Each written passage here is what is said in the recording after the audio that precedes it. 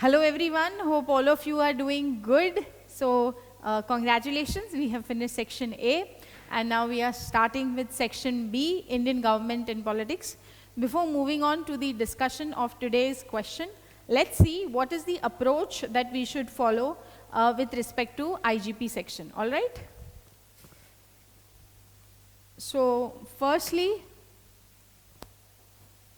that you need to understand that how much you will be able, more important is how you link section A with everything. For example, if we are studying the political strategies of the freedom struggle, so for us here, it is not important that the names of the places, of the events, the chronology.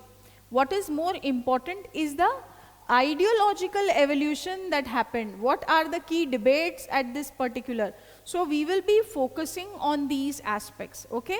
Then with respect to the constitution parts that we will be seeing, all right? So making of the Indian constitution, the legacies of the British rule on making of the Indian constitution. In these aspects also, you need to bring in theoretical inputs. So for example, how we studied the waves of democracy.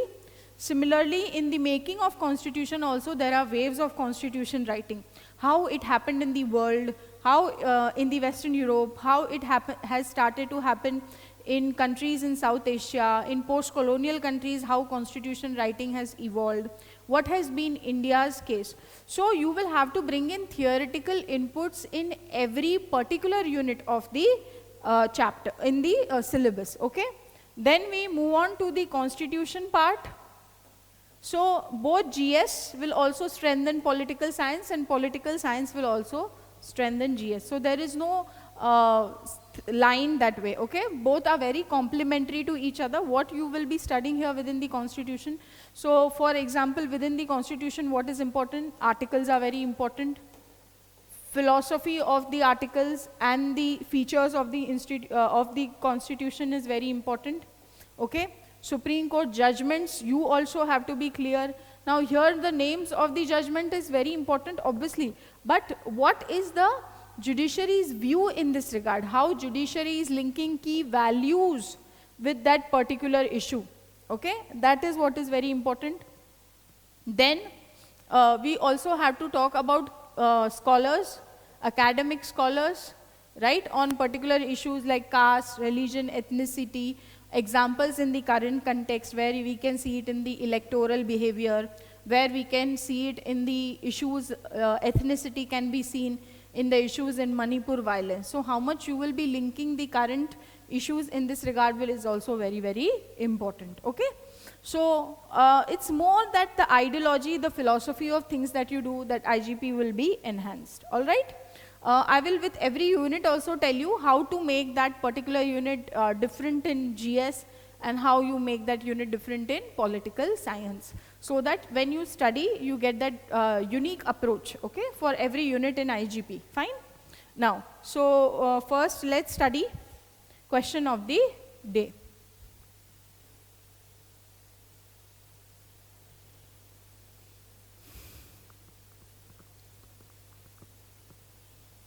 So day 18, right? The political strategies of India's freedom struggle. So here the history is a base to understand politics, okay? But we have to understand the politics. We have to understand what has been the ideological change that has come into various strategies that change with different point of time. And what was the birth, germination of the roots of these ideology in India? What was the reason? To what extent it was different than how these ideologies have moved in the West, okay? So focus will be on this aspect in this particular unit, all right? So from political strategies to India's freedom struggle, we'll see the entire evolution. Constitutionalism to mass satyagraha, right? And constitutionalism is what? It is a species of liberalism, right? Liberalism provides support to constitutionalism, right? Then non-cooperation, civil disobedience as a means, militant and revolutionary movements, what was the underpinnings in their thought process, all right? And so let's begin with today's question. So question is asking, differentiate moderate nationalism from extremist or militant nationalism in terms of their objectives and means. So let's see the spirit of this question. Differentiate between moderate nationalism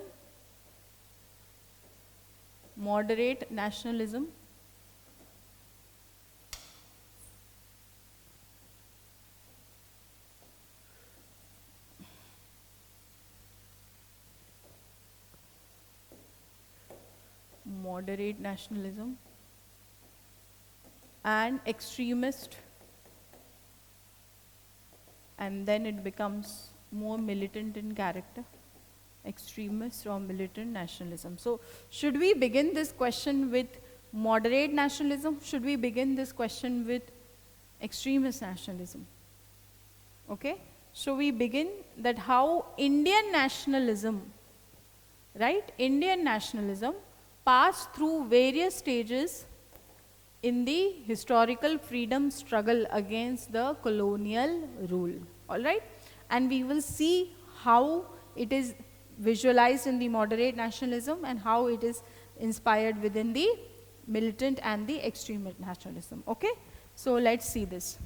So firstly, Indian nationalism evolved through various ideological phases as the national movement progressed through different stages, okay? So what is the early nationalist strategy? It is the moderates, okay? The moderates were the early nationalists, and moderates, what is the key species, okay? Moderates, they are inspired by liberalism, fine? And obviously they believed that through peaceful means that change can be brought about. There is no need for an overhaul revolution in that sense. So they use the petitions, prayers, right, within the parliament, and spoke about the grievances of the Indian masses, right? So, and they thought peaceful means was a better way to do these things, all right? So Gokhale in his speech at Allahabad in 1900 said that constitutional methods will bring the change, all right? Militants are known as what? Militants are known as cultural nationalists. So it is the cultural revivalism, which means how to establish a unique cultural identity of India, which is different from the liberalism and the spirit that is guiding the moderates. Because moderates believed in the spirit of the British rule, and these did not believe in the spirit of the British rule. They believed in the masses, okay? So they represent the second generation of nationalist, okay, leaders, right? And they were led by Lal Bal Pal. And why we call them as militant? We call them as militant or extremists with comparing them with moderates. The methods were more extremist in that sense, and that's why they are known as extremist or militant nationalism. So they're not necessarily restricted to the constitutional methods to achieve their goals, all right? So extremists differ from moderates. Moderates was of prayer and petition, whereas Tilak asserted Swaraj as the birthright, and he also told that Indians have the right to resist or sedition. Now let's see the differences between moderates and extremists. So what is the social base? So social base for moderates is the zamindars and the upper middle classes. And for the extremists, obviously it is the middle and lower middle classes in the towns. Ideological inspiration, what was the ideological for moderates? It is the Western liberal thoughts that man is rational. It is the parliamentary road. It is the peaceful road through which goals can be achieved. And extremists were inspired by Indian culture, our history, our tradition, our Hindu symbols, religious basis, okay? Then patriotic ideas, moderates were patriots, but they did not play the role of the class who brought in about this kind of patriotic fervor amongst the masses, okay? But extremists were patriots and they made sacrifices for the sake of the country, okay? So moderates emphasized on the constitutional methods, and they did not even hesitate to use non-constitutional like methods, also like boycott, passive resistance and other things. So they wanted to do direct harm to the British economic rules. Then colonial rule, so they believed in the great mission that the British had, okay, that British has come with a good mission It has come with the great burden of civilizing the uncivilized people in India. But the extremists did not believe in this British providential mission with good aims, okay? Right? And they rejected this and called it as an illusion. Then outlook towards the crown. So moderates professed loyalty towards the British crown. Extremists say that the British crown is unworthy of any kind of respect and loyalty from Indians. So with respect to role of masses, so moderates did not believe in the sacrifice and the capacity of the masses, but extremists believed in the capacity of the masses to sacrifice. Fine? So solution, so moderates provided constitutional reform, right, and extremists laid foundation for Gandhi to build mass movement, right?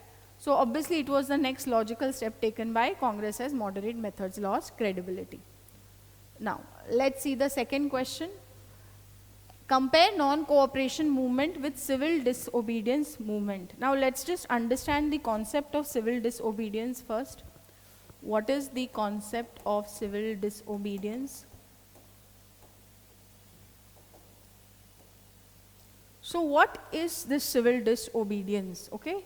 So for example, any law which is framed only by a governmental authority,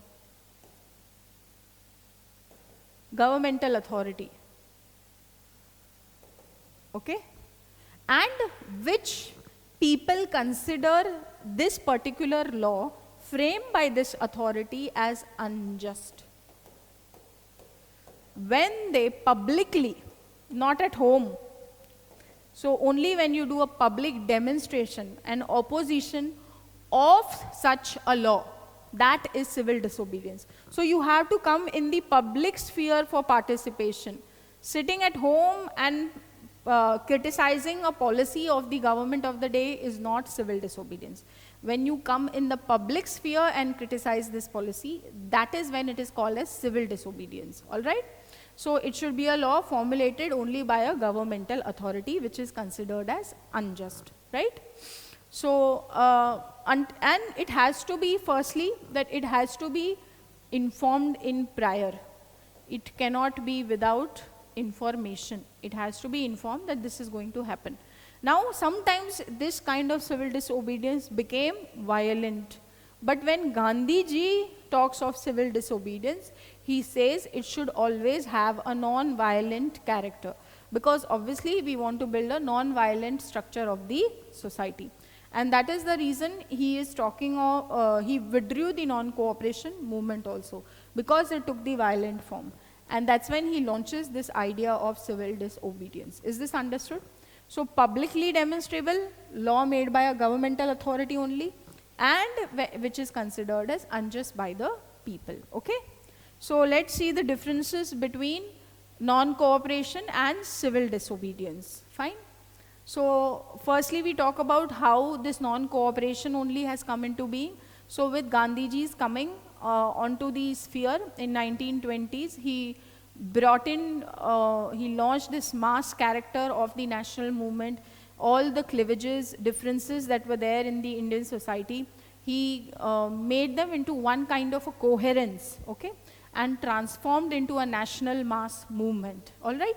So first we will be talking of that, and NCM and the CDM are two such mass movements of Gandhiji.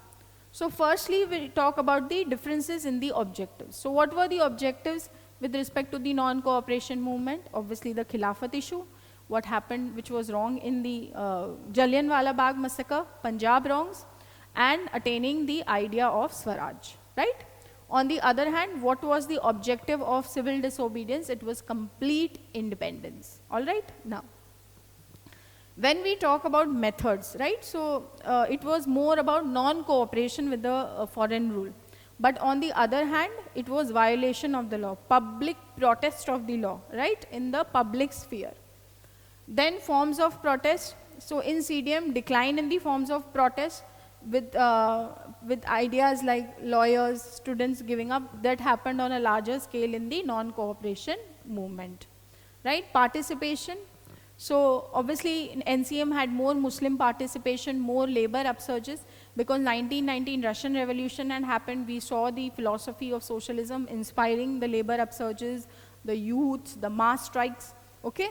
And obviously Khilafat issue, that's why I brought in even the Muslims. But in CDM, Muslim participation is low, labor upsurges were low. But it was a empowerment movement for actually which class? Liberating movement for the women. So women participation was very high. Even merchants, business participate because economic issues were also involved, okay? So in CDM, the number of those present was about 3 times in that of NCM, right? And during the CDM, the Congress was also more organizationally strong, okay? So yes, despite having fractured growth and inconclusive end, CDM was the dawn, okay, of India's struggle for freedom movement, all right? So now we'll meet tomorrow, all right? All the very best, write the questions and study this entire historical phase more in the form of ideas.